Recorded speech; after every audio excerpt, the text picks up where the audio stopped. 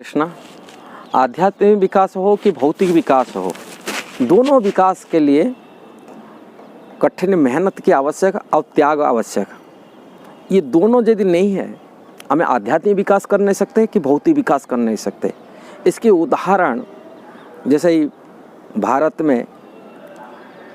की प्रधानमंत्री नरेंद्र मोदी के उदाहरण ले जा सकते हैं कि भारत में शासन करने वाले इंग्रेज वालों की इतिहास उनको देख सकते हैं कि आध्यात्मिक क्षेत्र में पूरी दुनिया को कृष्ण भावनामृत प्रचार करने वाले ऐसी भक्तिवेदांत स्वामी प्रभुपाद की जीवन इतिहास देख सकते हैं। ऐसे ही ये न साधुओं की यदि इतिहास आप देखा जाए कि ऐसे महात्मा लोगों की इतिहास देखा जाए, हमको यही शिक्षा मिलता है वो लोग खूब जीवन में मेहनत किए, बहुत कठिन परिश्रम किए और त्याग किए, अपनी इंद्रिय सुख को त्याग किए। जब तक कोई इंद्रिय सुख त्याग नहीं किया वो विकास नहीं कर सकता।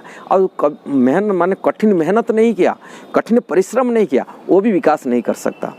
इंग्रेज लोगों की बलिदान देखिए, अपना परिवार घर अपने देश को छोड़कर के विदेश की यात्रा करना समुद्र पथ में छोटी बात नहीं था। समुद्र में जीवन को बाजी लगा करके उन्होंने परिवार अपने देश को छोड़ करके, चाहे भारत हो, ऑस्ट्रेलिया हो, अमेरिका हो, हर देश में उन्होंने जाके बिजनेस किए, मेहनत किए, तब ये दुनिया ये देश को उन्होंने जीत लिए, अपने देश को शासन में ले आए। ऐसा ही नरेंद्र मोदी इतिहास छोटे परिवार में जन्म होते हुए भी उन्होंने अपनी परिवार को त्याग किए, अपनी इंद्रियों सुख को त्याग किए और त्याग कर कठिन मेहनत करके उन्होंने अपने जीवन में उन्होंने भारत की प्रधानमंत्री पद को आ गए।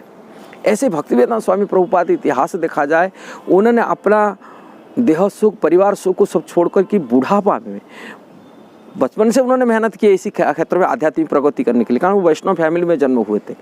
उन्होंने कृष्ण भावना तो गुरु के आदेश को प्रचार करने के पूरी दुनिया के कोने कोने गए और दुनिया में उन्होंने बुढ़ापा में जो मेहनत बुढ़ापे में बैठ के रेस्ट करते, उसी परिश्रम में 24 घंटा कार्य करते थे। शास्त्र को अनुवाद कराना, अंग्रेजी भाषा में दुनिया को दिलाना, उन्होंने 24 घंटा भक्तों की प्रचार प्रसार में लगा ही रखे अपने जीवन में। इवन बुढ़ापा में छुट्टे पत्तल अंग्रेज लोगों को उनको खाना बना कर खिला करके उनको ये किए थे, बहुत मेहनत किए थे अपने जीवन में। उन्होंने अपने इंद्रिय सुख को समस्त प्रकार इंद्रिय सुख को त्याग कर दिए थे।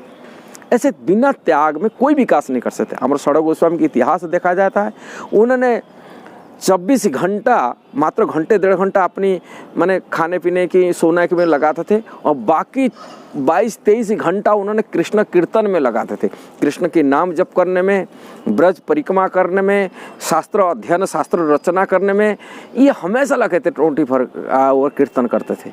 इसलिए जो 24 घंटा भगवान के कीर्तन में करने में लगा हुआ व्यक्ति अब मेहनत करता है, आलस त्याग करता है, इंद्रिय सुख को त्याग करता है, वही व्यक्ति कृष्ण दर्शन कर सकता है, कृष्ण प्राप्ति कर सकता है, कृष्ण धाम को जा सकता है।